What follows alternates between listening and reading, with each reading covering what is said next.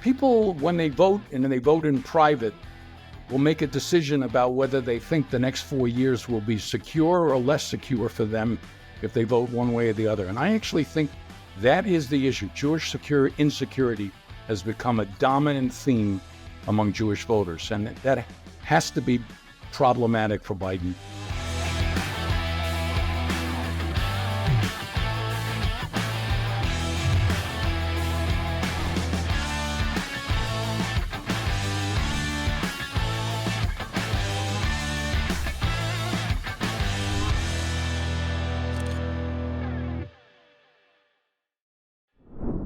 Welcome to another episode of the Caroline Glick Show. I want to talk today about the state of the U.S. presidential election and specifically the Jewish vote. There's a lot going on, as we all know, with the American Jewish community these days, and it all seems to be bad news. Last Friday, I had a column that I called "The Jewish Vote is Up for Grabs," and it may decide the election. And it was based on a conversation that I had with an old friend of mine from Chicago, Richard Baehr, who is one of the co-founders of the American Thinker website, very important website, and their former political correspondent. And so Richard and I had a series of back and forths about the state of the race, and I asked him if he would join me on the show today to go through the numbers with me. And I'll just, by way of introduction, I'll say that aside from all of his official titles, Richard is just about the most knowledgeable person on presidential polling, on presidential statistics that I've ever met, and that includes people like Michael Barone. He just has an encyclopedic knowledge of facts and figures related to presidential races. So I was really pleased that, Richard, that you're able to join us today. So first of all, welcome, Richard Baehr, to the Caroline Glick Show. Thanks so much for being on the program with me today. Thanks for the invitation and the very kind words. Well, let's just cut right to the chase. Before we get to the Jewish vote, can we just talk a little bit about the state of play in this election? The polls seem to be all over the place. They seem to be good for Trump, and then every once in a while you get these polls that show that, no, Biden is ahead 10 points in Pennsylvania, et cetera, et cetera. So can you just go through what is the state of the race right now as they stand in the polls? Yeah. Most of the head-to-head polling, two-candidate polling, show a very close race. With Trump probably averaging 1 to 2 point advantage over Biden, though not consistently. There are polls that show Trump ahead by 6 points. There's the CNN poll this week, 9 points in the Harvard poll. And you also get another poll like ABC, which came out this week and showed a 4-point lead for Biden. So that's a very wide dispersion to get that 6 months out. And it's entirely different than either of the two times Trump's run before. He never led a national polling race against either Clinton or Biden in any poll taken at any time during either of those two cycles. And really over the last 6 months, he's fairly consistently held on to a small lead. And the assumption is, well, that'll crater because he's going to get convicted somewhere with so many cases. And so wait, before we go into that, let me just clarify. Are you talking about national polls? Because I guess they don't have that much relevance. I'm thinking more about state-by-state polls. But you're saying overall polls. Well, overall polls. But the interesting thing is Trump won in 2016, though he lost the national race by 2.1%. He won the Electoral College with 306 electors.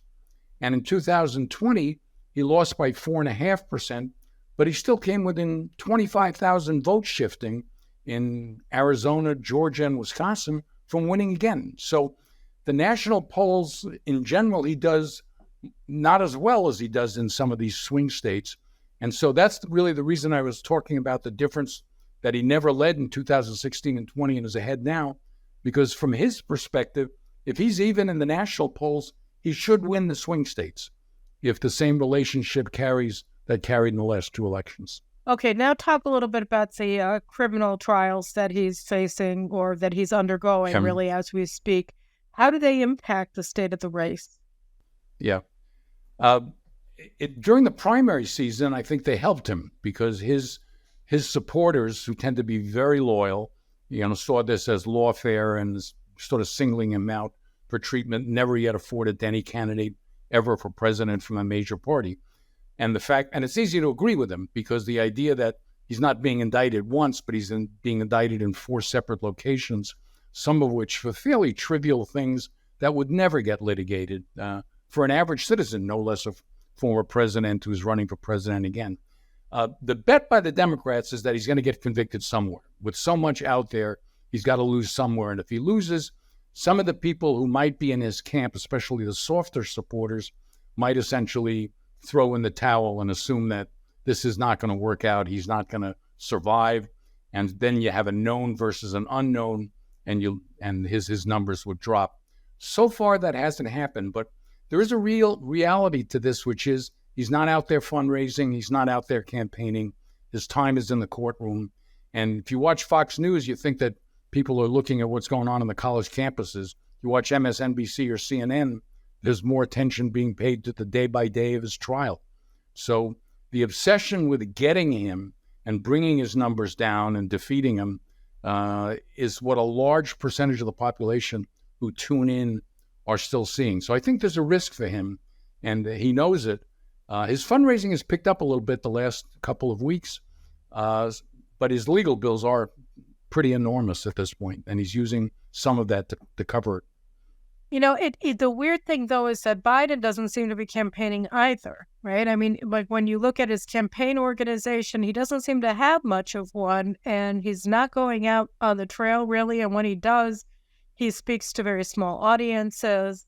So it almost feels like Biden isn't really running. I mean, that I don't remember a previous election when any candidate, whether it's a president seeking re-election or a challenger, it had such a non-presence on the campaign trail the way I guess Biden did in 2022, but he did it under the justification of COVID. So here, it just feels weird, like he's not really running, and it makes you kind of feel like something's fishy with the whole re-election bid. How do you, Right. what do you look at when you look at that? Or what do you see? Yeah, I think he's campaigning more than he did in 2020, and you're certainly correct that even 4 years ago, they were afraid to put him out in front of a general audience and let him ad lib, because if he's not scripted, he's got real problems. And when he's scripted, he says, pause 4 more years. So, I mean, it's kind of pathetic, actually, to think the leader of the free world is in such a state. But his major campaign events now are delivering cash. He shows up in states where he can announce, this is the amount of money you're getting because of my program for this particular climate change initiative or this student loan issue or some other thing. And there are pockets of money he's got to give out. And so he gets, in a sense, what looks like a news story as opposed to a direct campaign event.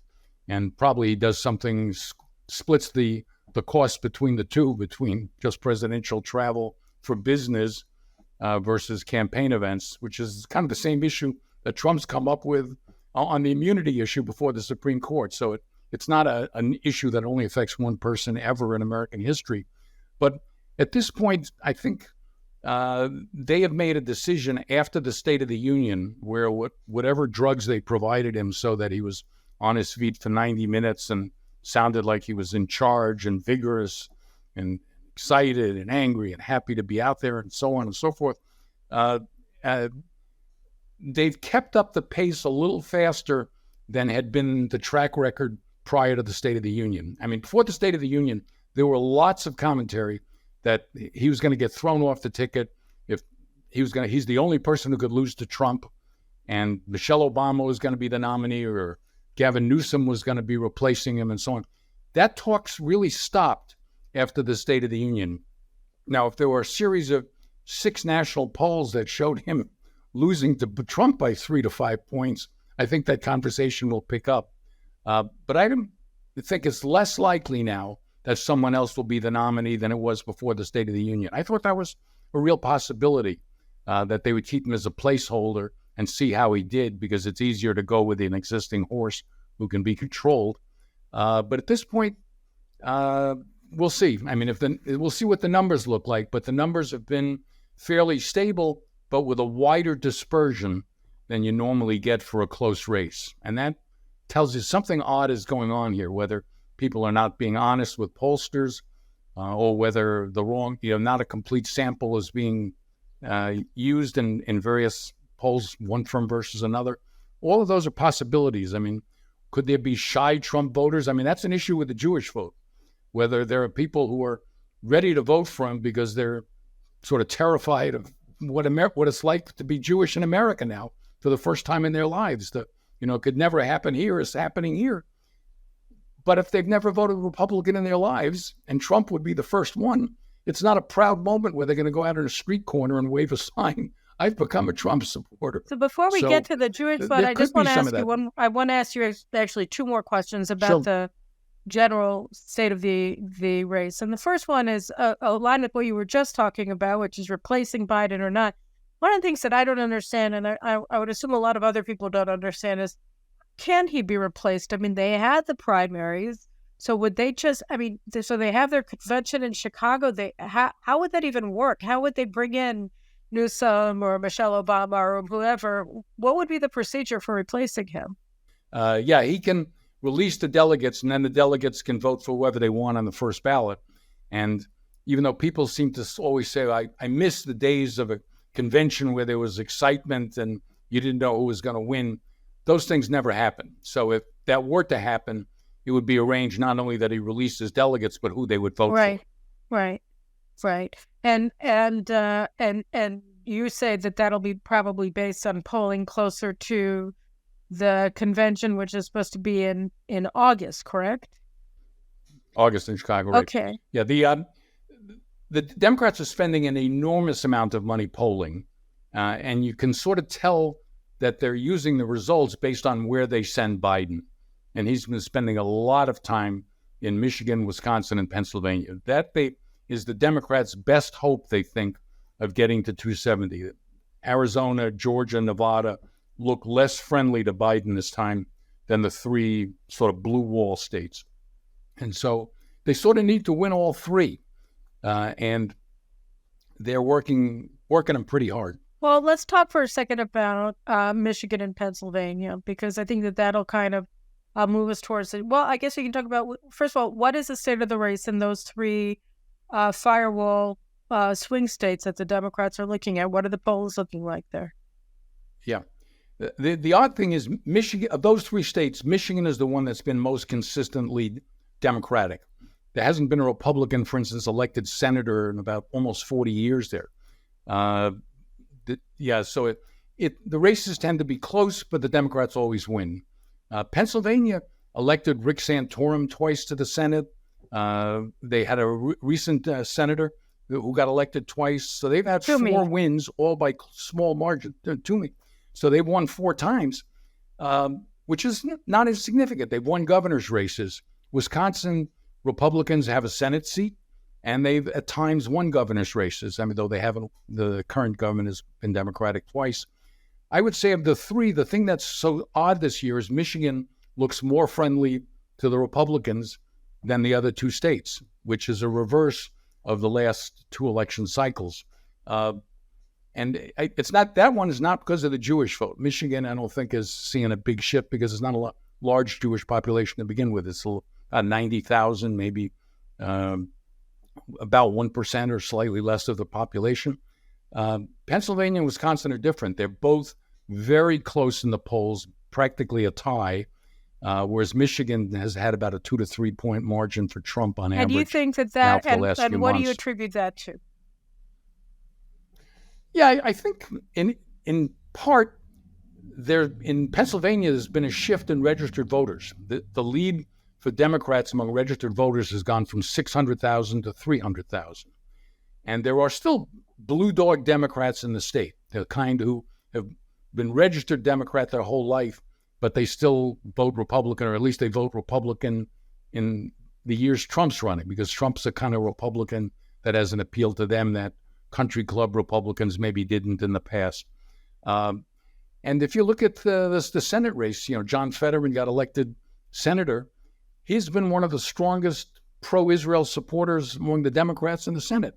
The governor, Josh Shapiro, has been the same way, which tells you that they're sensitive to the fact that Pennsylvania is a state where the Jewish vote matters and is at risk if it looks like the party is becoming an AOC-dominated party, a Jeff Merkley party, a Bernie Sanders party. If that's the face of the Democratic Party, that's not attractive in a state that's going to be, I think, probably razor-thin close. Okay, so wait, before we go to that, the reason I want to talk about Michigan for a second is because, at least insofar as the Biden administration's treatment of Israel, and I dare say of American Jews is concerned, Michigan figures very prominently, at least in the justification for its hostility towards both groups, towards Israel on the one hand and the American Jews on the other hand, that to win Michigan, they need the pro-Hezbollah Shiite imams in Dearborn, Michigan. And I'm wondering, I saw it argued in a couple of different places that Biden's real problem in Michigan has nothing to do with Israel and the Palestinians, and it has everything to do with the electric car mandate and his energy policies that are undermining the auto industry, and that it's the UAW that is turning against him more importantly than the Rashida Tlaib Jew haters in Detroit and in Dearborn. Can you give me your sense of how important is the Muslim vote, the Arab vote, the anti-Semite vote in Michigan for determining the outcome of that state? Where do you see things lying there? Yeah. I mean, what's odd is that in the last couple of presidential elections, the percentage of Jews who vote for the Democrat and the percentage of Muslims who vote for the Democrat are pretty similar.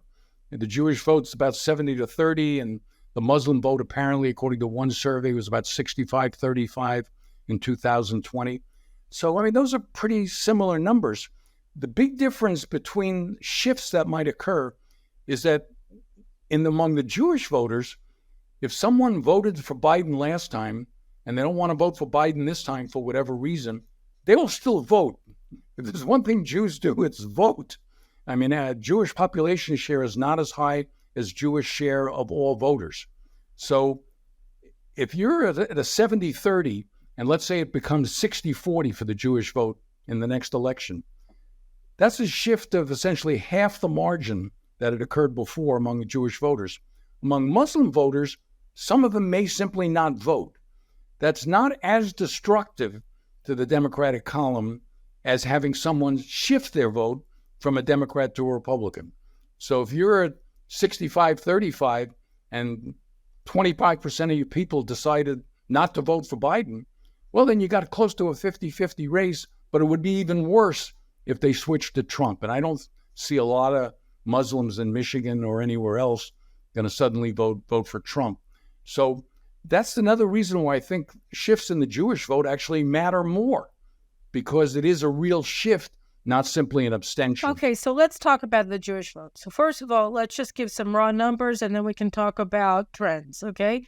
So the raw numbers that, so we were talking about in our exchanges and that I wrote about in my article, which of course, if you haven't read it, guys, you guys have to read it. It's like so important. It's on JNS.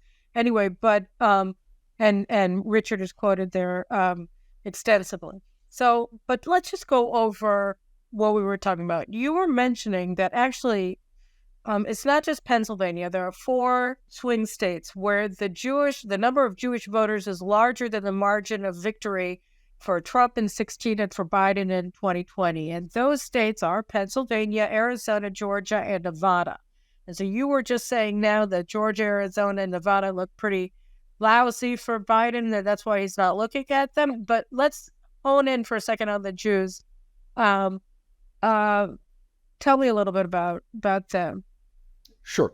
Yeah, Pennsylvania voted for Trump by about 75,000 votes in 2016, and he lost by about 120,000 in 2020. Pennsylvania has Jewish population over 400,000. So assume you got about 300,000 who are voters.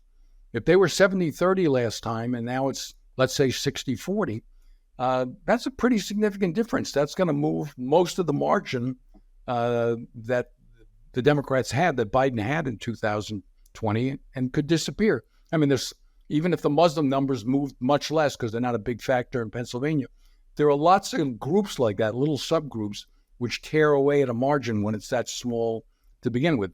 I mean, 80,000 was the margin, 1.2% for Biden in Pennsylvania in 2020, and 45,000 and 0.7% was the margin for Trump. So it was not even 120,000. I misstated that. It was 80,000. 80,000 isn't much, especially, if you got a 20% shift in margin, a community of 300,000 votes, that's 60,000 of it right there.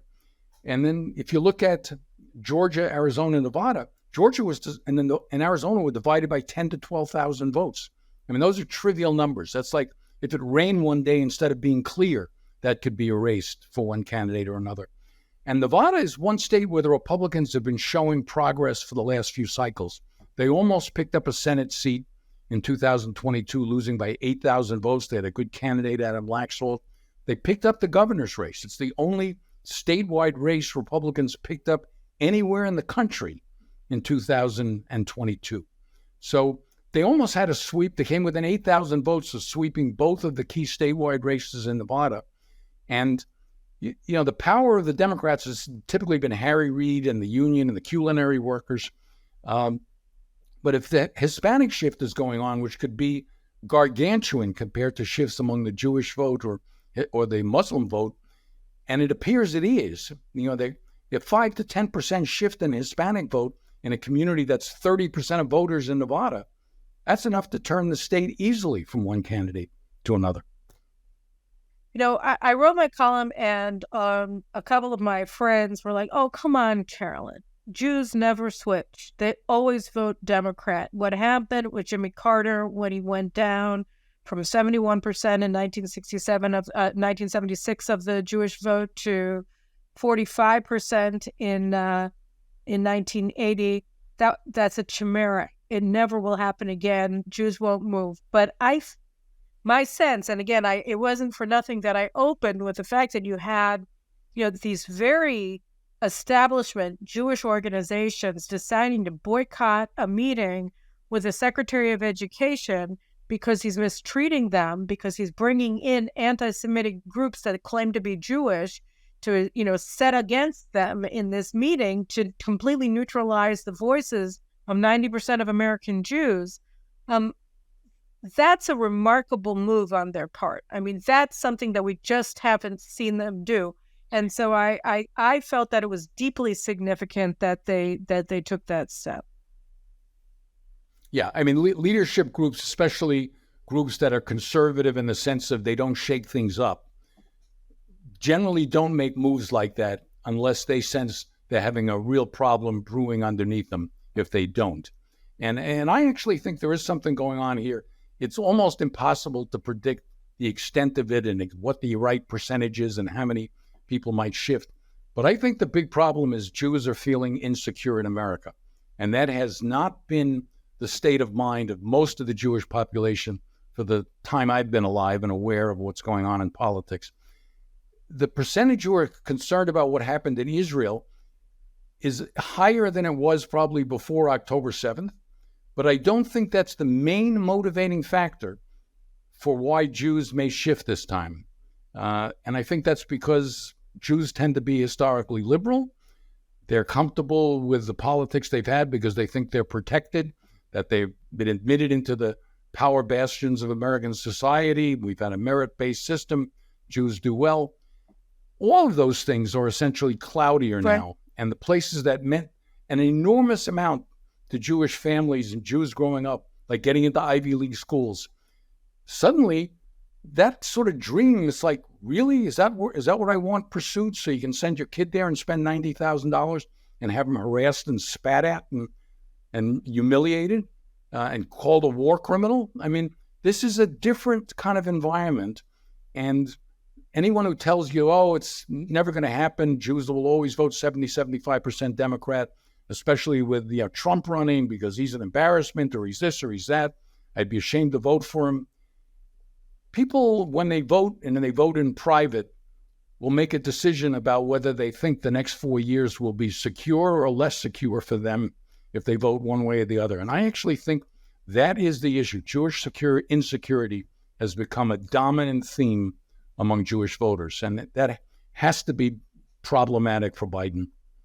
And what would you suggest? Um, what would you suggest Republicans do? I mean, the Republicans have their own anti-Semitic problems that are increasing. When you hear people say, "Oh, how dare you," claim that accusing Jews of deicide is a form of anti-Semitism. That's just the New Testament, said Tucker Carlson.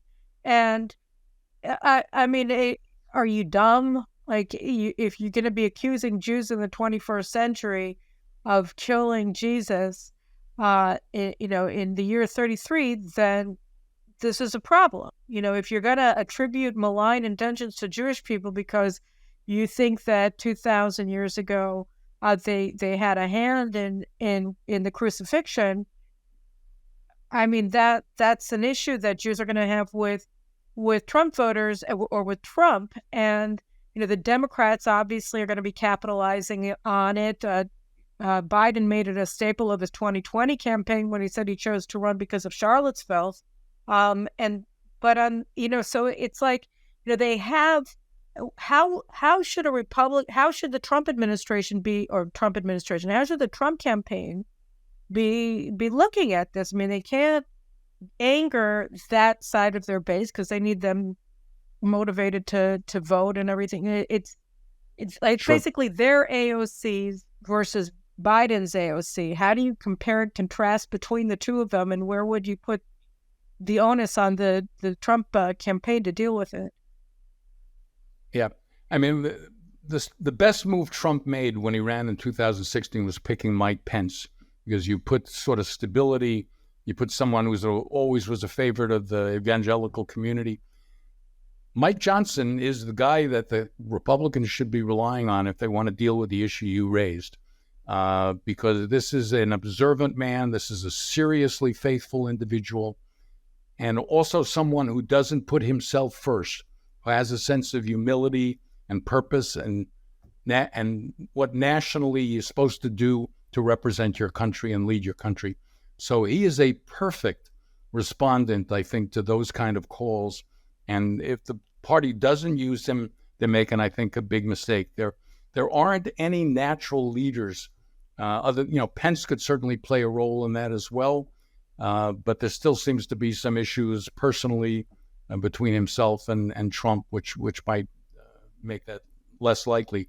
But I think the Republicans are going to lose some votes because of that kind of thinking. I don't think it's a big number. I really don't.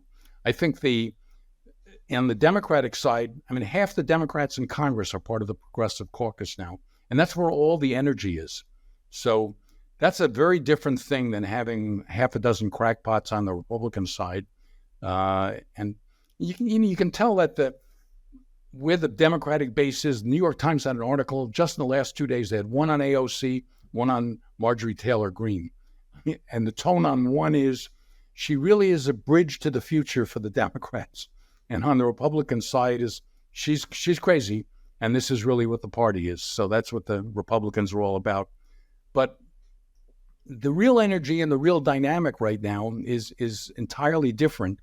And I think the exposure of what's gone on in the college, the Republicans should make ads on that every single day and be running them for the next few months.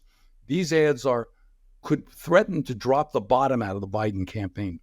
And I think there's panic, which is why they had him come out for 4 minutes, because their overnight polls must have shown that every day this is a major story is damaging to Biden. Yeah, but then he came out and he made that statement where it was a 3-minute statement, and it took him 2 minutes and 7 seconds to say the word anti-Semitism, which was followed in the sentence right after. Never mentioned Israel. He didn't mention Israel, and as soon as he talked about how anti-Semitism is bad, the next sentence was, and so is Islamophobia. And then he had a second sentence about that saying anti-Arab and anti-Palestinian discrimination. So the people who are actually attacking the Jews got two defenses, and the Jews only got one, and Israel got none.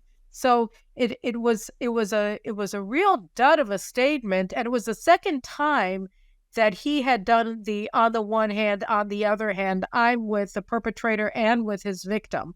And it was a remarkable indication of, like you said, where the base is. Where does he? What is it that he thinks he's trying to accomplish when he makes his statements? And it doesn't seem, just as you saw with Cardona's meeting, that they really are taking the issue of losing the Jewish vote seriously. Correct. Yeah, I think you're absolutely right. But they're taking it seriously enough that they still sent him out, because they could have continued to ignore it and hope it's graduation season. They get through it. A couple more colleges like Rutgers and Northwestern make absurd concessions, to bring in 10 Gaza students and 8 faculty members and divest from Israeli companies and all the rest of it. But it's not happening. I mean, looks like it may be continuous right through the Democratic convention and conceivably right through the election. So they're straddling. They're trying to throw a couple bones, so they don't lose Muslim votes. And they're also a little nervous that maybe, just maybe, they need to kick the can a little bit to keep Jews in line too, because they clearly regard Jews as more reliable at this point than Muslims. Jews are a bigger number, and you would think they would see a greater threat in it. So far, exactly what you said about what they've said and what they've done and where he's taken his campaign suggests that they're taking one vote more seriously than the other. But I think that's in part because they associate the Muslim vote with young people voting. And young people is a much larger group than either Jews or Muslims. And their assumption is that there's a shutdown or a turnoff among young voters because, they don't have a pattern of voting Democratic. They don't have a pattern of voting. And if they think that Biden isn't doing the job and he's not protecting their allies, they may not show up. So that, I think, is really the crux of it, is younger voters in general. Then the Muslims probably, rank second there in terms of their concern. Okay, so I have 2 questions just sort of leading off from what you said. The first one is about the young voters, because I've seen some data points that the young voters are actually, a larger proportion of young voters are now stating a preference for Trump than did in 2020. Do you know what the numbers are off the top of your head that you can share with us? Because I mean, there seems to be a shift right by young voters as well. Is that correct, or is that just I read one poll and you have a division between those who are college educated and those who are not. And there's been an enormous shift among those who are not college educated, who are younger voters, towards the Republicans. And that's not just younger voters. That's working class voters in general have become in many ways the base of the Republican Party. As far as those who go to college, that's not a group that by and large is sympathetic to Trump. And their turnout percentages, according to the polls I've seen, that's where the problem is for the Democrats. It's not those who are already gone to the Republicans. It's those who they expected would be the normal mass of voters, just like suburban voters are shifting. And a big category of younger voters are Hispanics. And so what a lot of these shifts that are occurring are because somebody fits into a couple categories, all of which are changing. I mean, you get among a lot of minority groups, they tend to vote as the community around them does. Hispanics in Texas and in Florida have always voted more Republican than Hispanics in California. And that's because everybody else in California votes Democratic, but everybody else in Texas does not, or Florida does not. And so what you're seeing now is you're seeing people who fall into a couple of these categories, and they're seeing reinforcement. They're seeing other people like them. They don't have to essentially be the brave one, walking the plank and being the first one in the family or the only one in the family to vote a certain way. But what about the illegal aliens? I mean, he's bringing in 8 million illegal people, and he wants them to vote. I mean, can they shift the election in places like Texas and Arizona on behalf of the Democrats? Yeah, I got to think in Texas, in part because it's a Republican administration running it, they're going to be sensitive to this. Though, of course, a lot of this goes on in local cities. The cities are run by the Democratic administration.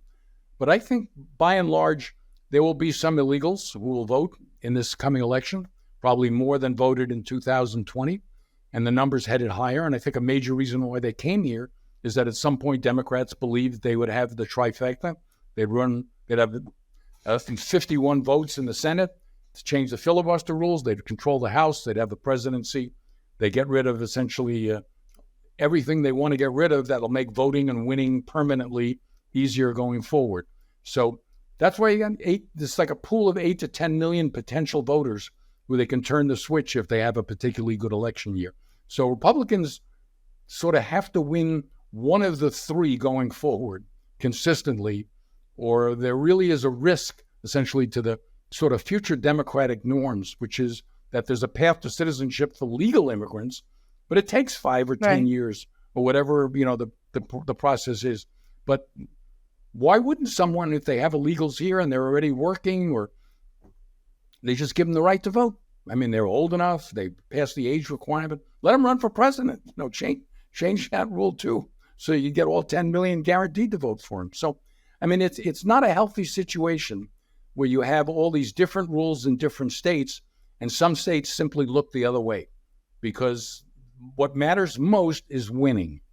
And people will do almost anything to win this presidential election. Part of it is they've created this hysteria about Trump, that the country is going to become the Mongol hordes if he wins. And, he ran the country for 4 years. I mean, there are things you could agree with, things you disagree with, things you disagreed with a lot. But compared to the chaos we've had over the last year or 2 years, between immigration, crime, what's going on now on the college campuses, Americans sense disorder. All right, and so is there still a silent majority ready to show up, putting together pieces from various different groups that historically didn't vote Republican? Might that happen this year? There's a possibility. Okay, and let me just go one more question about the Jews, which is donations. So, I think it was you who gave a data point about the percentage of large donors on the Democratic side who are Jewish. And can you just give a little bit of data on Jewish donors to the Democrats? And, if you see any tamping down on Jewish money going in. Haaretz did a piece a couple of months ago where basically they said, people like Sheryl Sandberg has given, $1 million to Biden, and the Spielbergs and all of the Hollywood Jews are continuing to give as if nothing's Jeffrey happened. Katzenberg So it was a real question. Are Jewish donors reassessing their largesse to Biden, to Democrats, or is that just talk because most of them are progressive anyway and they just don't care? Right. Yeah, I think that, first of all, Jewish donors to the Democratic Party historically haven't been Jewish donors because of Israel. All right, they've been Jewish donors to the Democrats because Democrats are the liberal party, and they've grown up as liberals in America. Actually, among large Republican fundraisers, Jewish donors represented a higher percentage of the large gifts than they did among the Democrats. And what you have now occurring is with all these billionaires being grown in California and other states too. I mean, it's in the thousands now. Numbers that used to be the 100 millionaires. You got a unit, now you have 10 units, and people love to be players. And this is not an overwhelmingly Jewish crowd. Sure, the guys who founded Google are Jewish, Zuckerberg's Jewish, and they may probably going to continue to give money to Democrats. But if the ugliness we've seen in the last couple of weeks doesn't get some of them to at least register a complaint with the administration, because you get some leverage when you give enormous gifts. And if that leverage isn't used to have a more sensible policy, a more equal policy, a more considerate policy, to be concerned about Jewish lives, that Jewish lives in America matter, that Israeli lives matter, well, we'll see. And if they don't, that would be unfortunate. But in the meantime, I'll take what we can get, which Sheryl Sandberg's video was a big plus. So if we can get more activity like that, even if you don't get her dollars in the campaign, it's a positive because it helps in the Hasbro wars. Right. Well, I mean, I guess the real question, I mean, it does feel like the middle has dropped out of American political life and American social and civic life.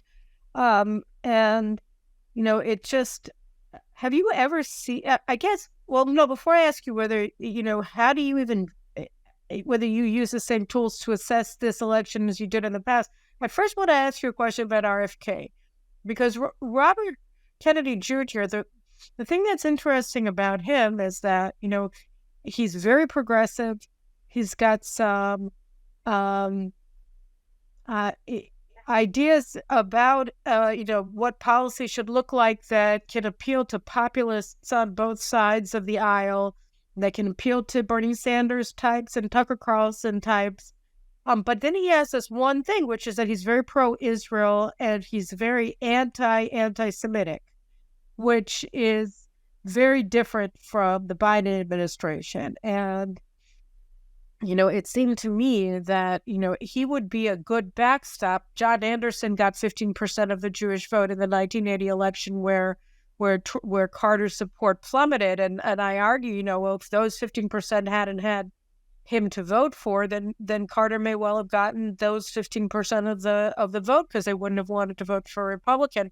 So how big of an issue is Bobby Kennedy Jr.? Can he pick up some of those votes by Jews who just can't bring themselves to vote for Trump? And would that have a detrimental impact on Biden, or would it not? How does that work with the math? And what are the prospects of him actually being a spoiler here with a Jewish vote? There's a couple things. First is he has to get on the ballot, and right now he's only on the ballot in about half a dozen states. So he's got a lot of work to do, but he's going to, he has money, he has lawyers now because of his vice presidential pick. What's her name again? And that should help him. Shannon, I think Shannon was her last name. But you said she's the ex of one of the Google founders. What Google founders? Yeah. Okay. And so his numbers have been polling in the low double digits or high single digits. Where? So people are. That's a national number. And that reflects the fact that pollsters are assuming he's on the ballot. So that's why they include him as a choice. Nicole Shanahan. It's the same thing they do with Jill. Nicole Shanahan. Shanahan. Okay, not Shannon. Okay. So just like Jill Stein and Cornel West are not on the ballot everywhere, but they're thrown out as an option. Usually the pollsters will do head-to-head Biden versus Trump, or Biden, Trump, Kennedy, Stein, and Cornel West. So it's one or the other is what you see. And in essence, their national numbers are going to drop. One thing is, if you're not going to win, the support for third-party candidates tends to drop closer you get to election. A lot of people may, as a protest vote, be sort of moving in that direction or will prefer that candidate, but not a lot of people simply want to waste a vote because they're not going to determine the winner. Of course, you can make an argument in 43 states in America, the election's already decided. So if you don't live in one of the 7, then you're out of it to begin with. But I think that Kennedy, for the point you made, is exactly a bigger threat to Biden because he has the liberal sort of accoutrements to go with the pro-Israel side, which is one of the groups that could essentially move from its liberal neighborhood and stray this cycle because of concerns on any number of issues related to Jews and Israel. I think Kennedy probably will poll in the single digits. I don't think he's going to drop out, and he will draw some votes from Trump as well. There is clearly a group of Republicans who can't stomach Trump. They're never Trumpers. I mean, they think worse of him even than many Democrats do. And those people might not be in the Biden camp because they see the frailty, they see the brain deadedness, if there is such a word. But Kennedy is clearly getting under their skin. Trump must have seen some polls that suggest he's losing some votes too, because he's been attacking Kennedy too. But you could look at that and say it's a smart move. He's trying to let the voters know that Kennedy is really someone who takes votes from Trump, which makes him more attractive to Biden voters, if you think about it as sort of a second stage way to look at it. But the votes that are almost guaranteed to come from Biden are the Cornel West and Jill Stein voters. I mean, Jill Stein helped elect Trump in 2016. If she gets 2% again and Cornel West gets 2%, given how close this election might be in a half a dozen states, that's a big deal. And some of them have party tickets that'll get them on more states. They're already essentially on the ballot. The party that's hurt the Republicans has been libertarians, and they are the sort of a national ballot access, and they usually nominate their own candidate, and they get 1 or 2%, and they've cost Republicans a couple Senate seats over the years. Not clear that they're going to be as big a factor this year. They're not showing up anyway in the polls, and I couldn't tell you who they're considering even as a candidate. It's not become newsworthy, which you think if the media was trying to damage Trump, they would be making a big case, vote libertarians. They have an attractive candidate, for all you Trump voters looking for a path of feeling a little more secure. So third parties will matter this year. In 2016, they were 6% of all votes. 2020, they were 2% of all votes. And it's one of the reasons why Biden did better than Hillary Clinton and wound up winning a very close race rather than losing a close race. So 2 questions to finish up, and you can take them in either, whatever order you want to. The first one is, what do you think that has to happen in order for the Jewish vote to just shift back to where it's always been, which is the Democrats, and this whole conversation to become entirely theoretical as opposed to significant and important? And the second question is, when you look at the situation with these 2 candidates, with Trump being tried in 4 different jurisdictions and Biden so frail and incapable of speaking ad lib or campaigning in any significant way, or really, competently carrying out the duties of his office, and yet here he is again at the top of the ticket. It just feels like we're charting a new course in American politics, that this is a very different election, and that it's very difficult to learn from the past what have takeaways from the past that are useful today. So take these in either order. Maybe start with a general question and move to the Jews, since that's the point of this discussion, is specifically the Jews. But whichever you want, and yeah, I think the Jewish vote moving in its traditional direction would depend on the Jewish situation and Israel's situation moving in a traditional direction, which means it looks like the threat to Jews in America has been resolved. It's disappeared. The crazies are not out on the street anymore. They're not threatening anybody. And the war in Israel is winding down, and Israel's going to have relations with Saudi Arabia. Tom Friedman's going to write his 878th column on a 2-state solution. And we'll be headed in that direction. And the community of nations is going to rebuild Gaza and make sure that nothing bad ever comes out of there again.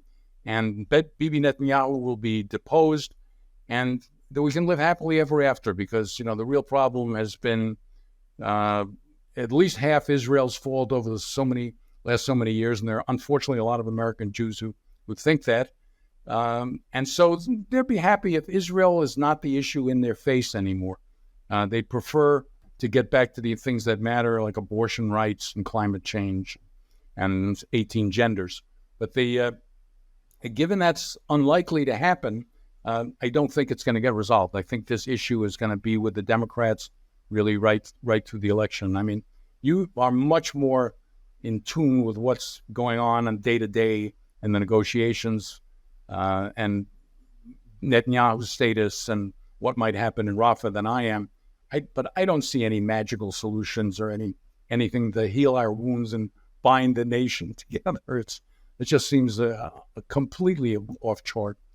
The second issue is the general craziness and the sort of peril for a country that has no center anymore, and where the candidates, each for the other side, is why not the worst. American the best people are the ones we wanted to run the country.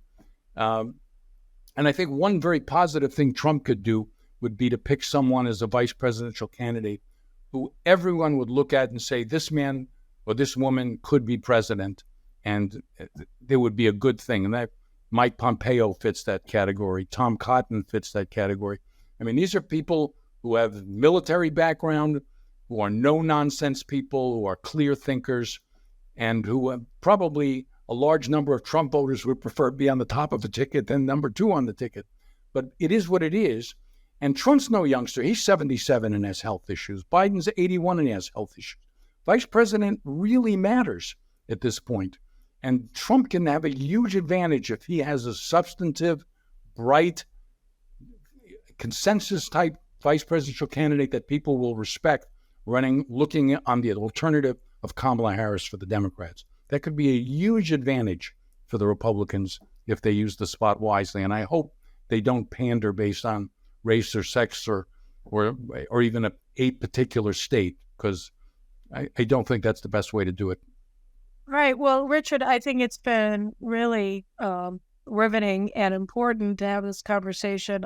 I thank you very much for your insights about the election generally and the Jewish situation specifically. I hope to have you back on again as we get closer into November and see what the state of the race is looking like as we go forward with the Jews and more generally with the United States, because obviously so much is riding on it for Israel, for the United States, for Jewish people all over the world. So anyway, I thank you very much for joining me today, and we'll have you back again soon. Take care. My pleasure, and thanks again for the invite.